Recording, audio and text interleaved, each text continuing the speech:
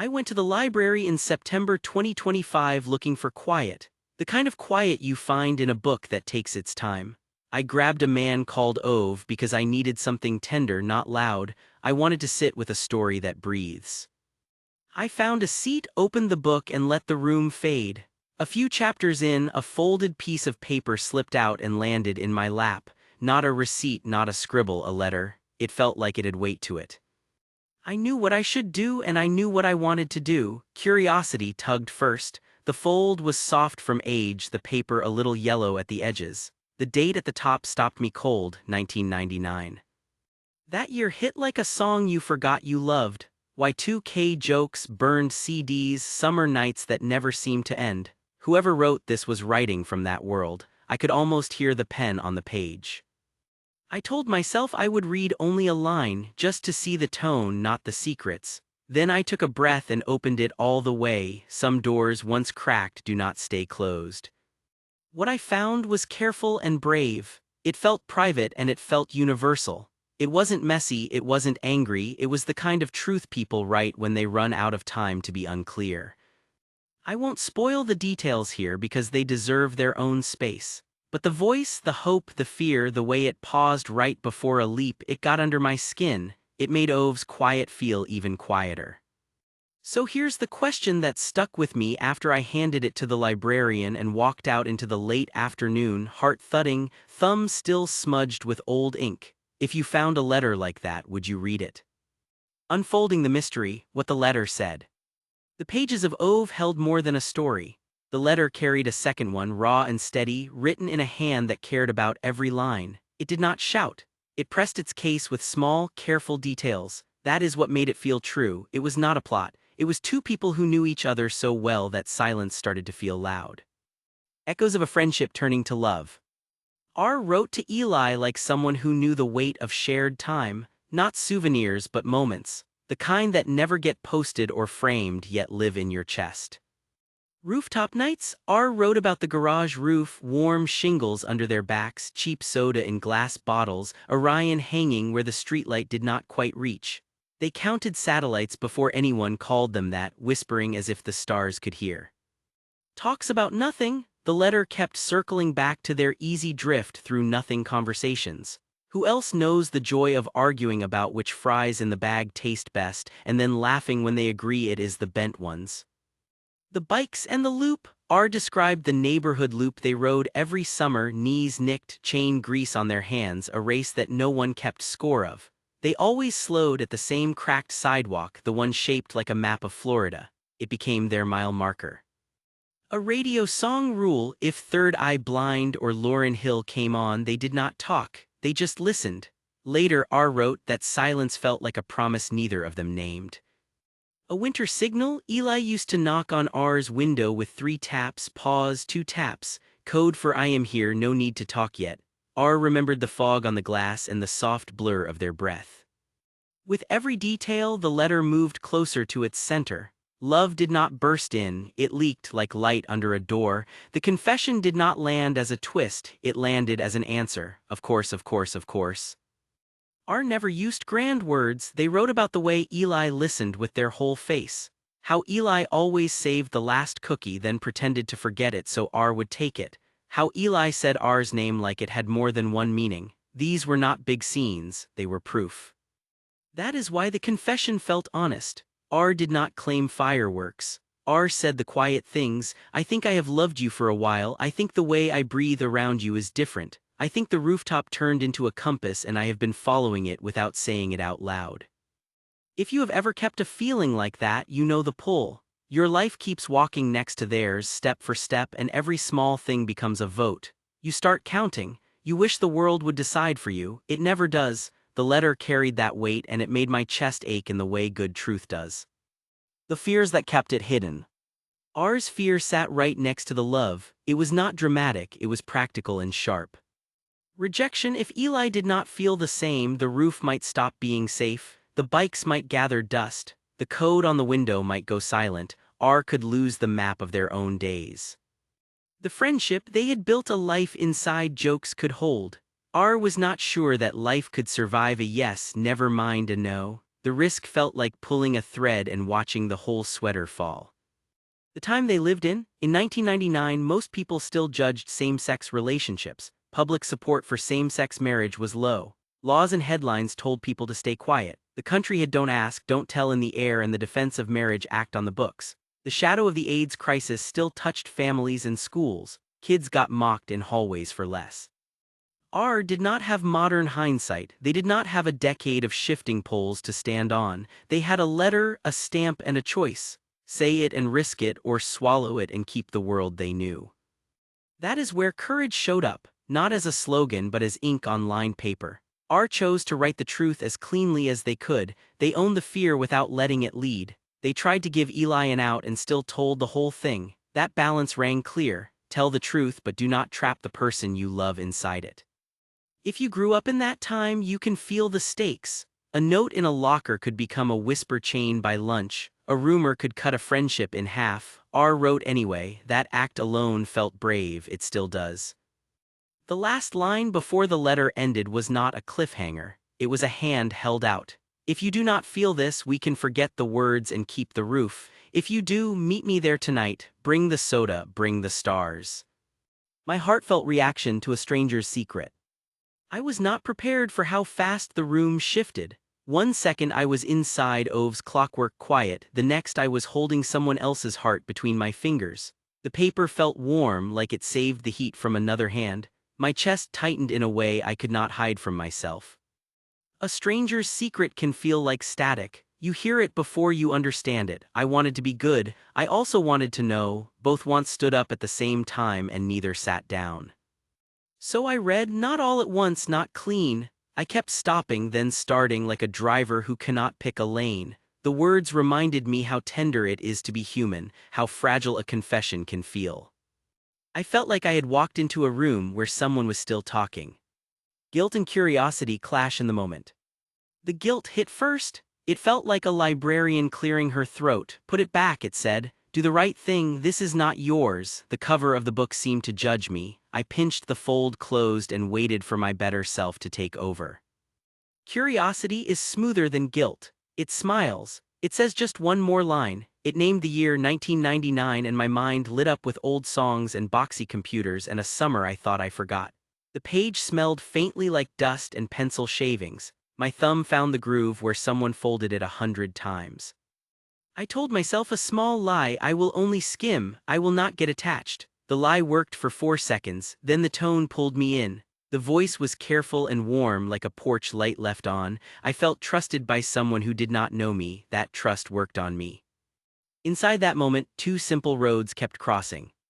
Put it back and live with not knowing. Read on and live with having touched a private thing. I chose the second road for a minute. It was not noble, it was human. The letter did not just spill secrets. It offered proof of a life, bikes, stars, a radio rule, a window code. I could see them both even though I had never met them. Curiosity wins when the story inside feels truer than the rule you are breaking. Still, the guilt did not leave. It sat beside me like a loyal friend who disagrees. With every line I felt the quiet weight of someone else's risk. Their fear, their hope, their careful words. I kept asking myself, am I honoring this or stealing it? I made a deal with my conscience. Read it with care, do not keep it, do not treat it like gossip, hold it then hand it over. That is where trust begins, with small promises you actually keep. The clash eased when I decided what respect looked like in real time. I slowed down, I read like a person listening. I held the letter the way you hold a bird that wants to go. When I finished, I did not tuck it back and pretend I never saw it. I walked it to the desk, heart racing like I had done something more dramatic than read. That is the truth of it. Curiosity won for a few minutes, then guilt shaped what I did next. Both had a voice, both mattered. In that chair under that quiet library light, I learned something small and real about myself. I want to know, I also want to be kind. The trick is letting those wants share the same seat. Real stories of lost notes in library books. Old books hold more than stories, they carry echoes. Library stacks, thrift shop bins, a dusty shelf in a school basement, all of them are quiet vaults. When something slips out from between the pages, it feels like you tripped a wire. A life glints for a second. You get a flash of someone else's hour, their small crisis, their shy joy. Readers and librarians have been telling these finds for years, not as myths but as tiny, honest records. Some are sweet, some are eerie, some change how you see the book in your hands. The surprise is not just what you find, it is how much it feels like a hand on your shoulder. Common treasures hidden in pages. People share the same kinds of discoveries again and again. Different towns, same hush when the paper falls out, same breath caught in the throat. Here are the finds that show up most often, the ones that turn ordinary reading into a moment you will remember. Receipts that turn into time capsules. A grocery slip from 1996 with a scribbled heart, a diner bill with a phone number and a please call me, a bookstore receipt from a date night that became a goodbye. A simple slip becomes a breadcrumb trail.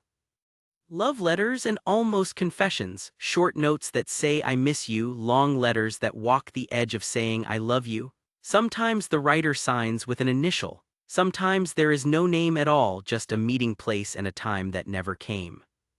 Bookmarks with a pulse, airline boarding passes, concert stubs, museum tickets, library hold slips, even a pressed bus transfer with a smudge of lipstick.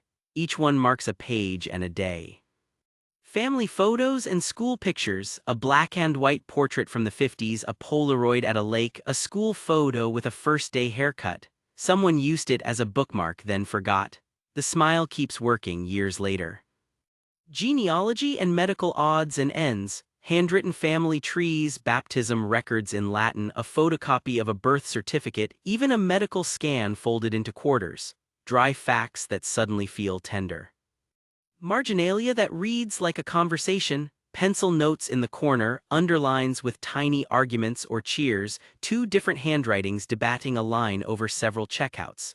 It feels like walking into a room where the last readers never left. Lists that tell on us, to-do lists with crossouts, bucket lists half done, packing lists with beach hat and sunscreen, a class schedule with a big circle around midterm. Small plans, fully human. Thank you notes and kindness, a slip that says to whoever finds this you are doing great, keep going, a note of gratitude to the author, a smiley face for the next tired student, little boosts left on purpose. Creepy or strange finds, a warning scrawled in all caps, a set of rules for someone who never showed, a single sentence that feels like a dare. Odd, clever, or unnerving, these show up just enough to keep the pulse up. Pressed plants and fragile keepsakes, a maple leaf thin as glass, a daisy from a first date, a four-leaf clover. You open the book and the season rushes out.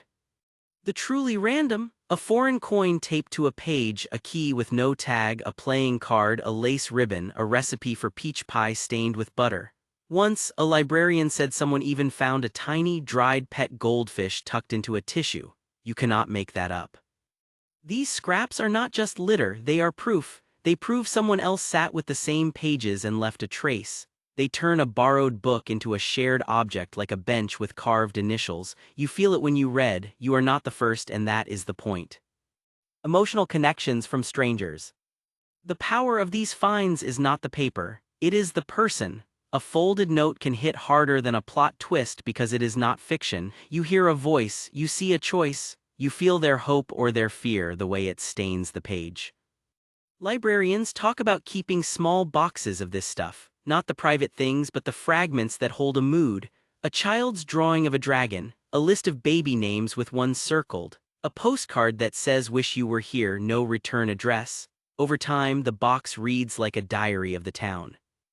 These finds connect us without asking permission. A love note lets you stand on a rooftop you have never seen. A margin joke makes you laugh with a stranger you will never meet. A schedule with 3 shifts and a night class makes you root for someone whose name you do not know. Quiet empathy blooms. A teen's angry scrawl softens when you picture the fight that led to it. A parent's cramped grocery list with diapers at the top becomes its own story about care and cost.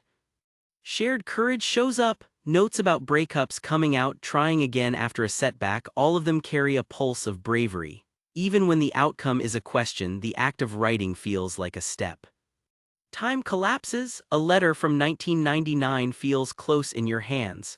The slang shifts, the worry does not. You realize the track under today's noise is the same one people ran years ago. Libraries become more than buildings. These moments remind you why public shelves matter. They are not just for borrowing, they are where lives brush up against each other and leave a mark. Maybe that is why finding a note can change how you read the rest of the book. You start listening harder, you slow down, you carry someone else's thread as you turn your pages. It is not just curiosity, it is kinship, the quiet kind, stitched out of paper and ink. Handing over the letter, what the librarian said. My hands would not stop shaking. The letter felt hotter the closer I got to the desk, like it had a pulse. I told myself to breathe, to act normal, to be the kind of person who does the right thing on the first try. I slid the folded paper forward. The clock over the returns bin ticked loud enough to hear. The walk to the desk felt like a mile. Every footstep sounded too sharp on the carpet. I kept thinking, this is what it feels like to cross a line and then try to cross back. I did not look at anyone. I did not look at the book. I held the letter like a borrowed match. Her first look. She did not gasp, she did not frown. She glanced at the yellow lines, the neat hand, the date, then placed one finger on the top edge like she was steadying a small bird. Where did you find this? She asked. I told her. She nodded once like she had been waiting for it. What the system showed. She scanned the book, tapped a few keys, and stared at the screen. This copy has not been checked out in years, she said, quiet and even. The words sat heavy in the air. Years can do a lot to a letter. Years can turn it into a message that missed its train. The questions we had to ask. We stood in the soft hum of the desk light and asked the obvious things without saying them out loud.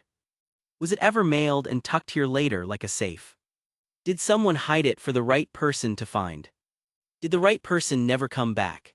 She did not pry, she did not ask me what it said. That restraint felt kinder than any rule. The choice we made in the moment. I can log it and keep it safe, she said, in case someone asks.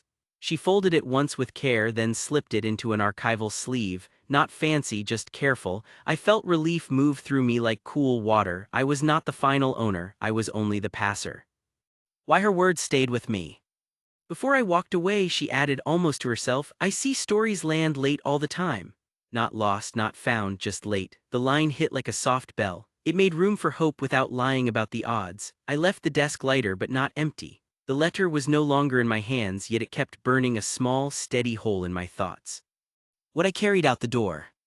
On the steps, the air felt sharper. I pictured R and Eli on that roof, cold soda bottles sweating, the sky open and crowded, that last line like a hand held out. The librarian's sleeve, the careful fold, the quiet promise to wait, all of it felt right. I had read a stranger's truth. Now it lived where it began, between borrowed pages and people who know how to keep things safe. Lessons from an unsent love letter. The letter did not shout, it breathed. It sat there on that yellow paper, steady and clear, and I felt like I had walked into a room where somebody finally said a hard truth without dressing it up. R wrote like they were holding glass, careful not to break what they were trying to save. That is the part that stayed with me, not the drama, the restraint, not the confession, the care. Say the truth without cornering someone. The letter showed me how to tell a hard truth without trapping the other person. R didn't push, they offered a way out and a way forward. That is a blueprint.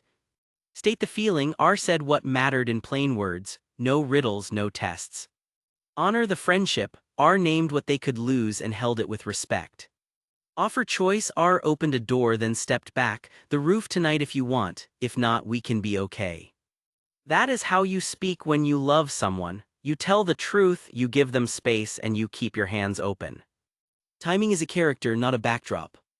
The date at the top was its own weight. May 14, 1999, no texts to warm the air before you speak, no red receipts to soothe your nerves. You wrote, you waited, you hoped.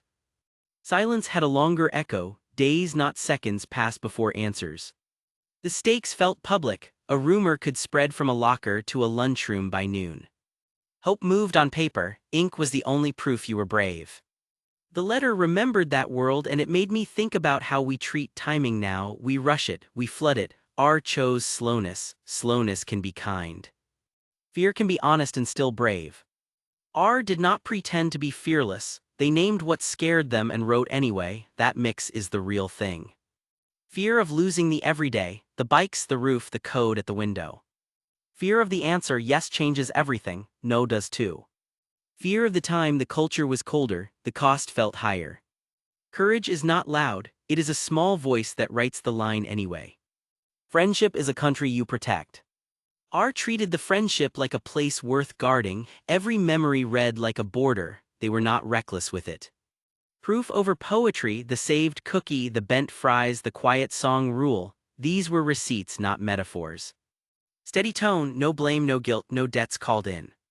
Consent at the center, R did not use history as leverage, they used it as context. That is a lesson for any confession, do not spend the friendship to buy the romance, ask, do not demand. Writing can decide what the heart cannot. Some choices only become clear when you see them written. The act of writing sorted R's feelings into order. The roof became a compass and the compass pointed to a sentence, I love you, the pen made it real. If you cannot say it yet, write it for yourself first. See what your own words look like on a page. Do they calm you or make you flinch? That answer matters. Silence is not always kind. Leaving the letter unsent kept the world safe maybe, it also froze it. The question lingered like a light left on in an empty room. Silence protects, but it also preserves pain. Truth shared is a risk, truth buried is a weight. Not choosing is a choice, and it shapes both lives. R tried to find a path through. That attempt alone felt tender and true. If you have a letter inside you, here is a gentle map. I kept thinking about the people reading this who have words they have not sent, so here is a simple way to start, the way R did but with training wheels. Write what you know for sure, keep it short, keep it real. Circle the parts that ask for something, remove anything that sounds like pressure. Add one line about what you will protect if the answer is no. Offer a next step with choice, a place, a time, or a simple I am here if you want to talk. Wait with respect, no nudges, no tests, no countdown. This is not a script, it is a kindness checklist. What to do with someone else's secret. Finding the letter turned me into a witness, that comes with a small duty. Handle it with care, read like you are listening, not prying. Do not keep it, return it to the place that can guard it. Do not turn it into content, protect the names, the details, the living people inside it. A found letter is not a toy, it is a life folded up. The rooftop that still waits. The last line of R's letter offered a meeting, not a promise. It felt like a light at the end of a street you used to walk. Maybe they went, maybe they did not. Maybe the bottles of soda sweated in the dark and two people stared up at Orion and told the truth with shaking hands. The lesson is not whether they kissed. The lesson is that love can be gentle and brave at the same time. It can ask without trapping, speak without wounding, wait without punishing. It can hold the friendship like a bird and still open the cage. If you are holding a letter in your chest right now, picture that roof. Picture the stars. Picture the way a simple yes or no can be said with care, then either send it or set it down, but do it on purpose. I found a 1999 love letter in a library book, and I still think about it. A quiet book, a soft fold, a voice from 1999, and a choice that still hums. That is what I carried out of the library. I hope R and Eli met on that roof, soda sweating in their hands, Orion steady above them. If not, I hope writing gave R the peace they earned. Words can save you even when no one answers back. These surprises are why libraries feel alive. A note slips free and two timelines touch. You read, you pause, you feel seen by someone you never met. That joy is simple and rare. It reminds us that small truths pressed flat in paper can cross years and find a heartbeat. Eli, if you are out there, maybe check your old books. Look for yellow lines, a careful hand, a small brave initial. Someone loved you. If you have found a letter, a photo, a list, or a line that stayed, share it in the comments. Tell us what fell from your pages. These little finds knit us together, shelf to shelf, stranger to stranger. Thanks for reading and for keeping the roof light on for the next person who needs it.